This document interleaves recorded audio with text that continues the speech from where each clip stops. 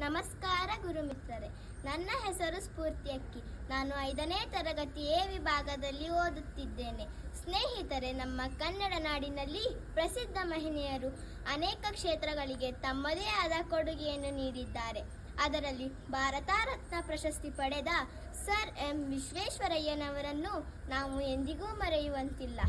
ಹಾಗೆ ಕನ್ನಡದಲ್ಲಿ ಓದಿ ವಿಜ್ಞಾನಿಯಾದ CN ರಾವ್ ರವರು ಸಿನಿಮಾ ರಂಗದಲ್ಲಿ ಮೇಲಕ್ಕೇರಿದ ಶಂಕರ್ ನಾಗ್, ಡಾಕ್ಟರ್ ರಾಜ್ಕುಮಾರ್, ವಿಷ್ಣುವರ್ಧನ್ ಅವರನ್ನು ಕೂಡ ಮರೆಯುವಂತಿಲ್ಲ.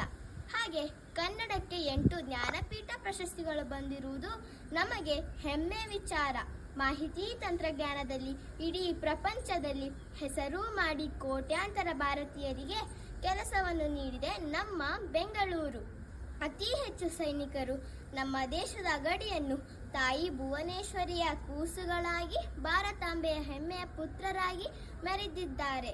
ಅದರಲ್ಲಿ 14 ದಿವಸ ಮೈನಸ್ ಕೊರೆಯುವ ಚಳಿಯಲ್ಲಿ ಹಿಮಗಡ್ಡೆಗಳ ನಡುವೆ ಸಾವು ಬದುಕಿನ ಹೋರಾಟ ನಡೆಸಿದ ನಮ್ಮ ಹೆಮ್ಮೆಯ ಪುತ್ರ ವೀರಯೋಧ ಹನುಮಂತಪ್ಪ ಕೊಪ್ಪದಾರವರನ್ನು ನಾವು ಯಾವಾಗಲೂ ಸ್ಮರಿಸುತ್ತೇವೆ. ಸ್ನೇಹಿತರೆ, ಕೇವಲ ನವೆಂಬರ್ 1ರಂದು ಆಗದಿರಲಿ ಕನ್ನಡ ರಾಜ್ಯೋತ್ಸವ. ಪ್ರತಿ ಕ್ಷಣವೂ ಪ್ರತಿದಿನವೂ ನಮ್ಮಿಂದ ಆಗಬೇಕು. ಕನ್ನಡ ತಾಯಿ ನಿತ್ಯೋತ್ಸವ.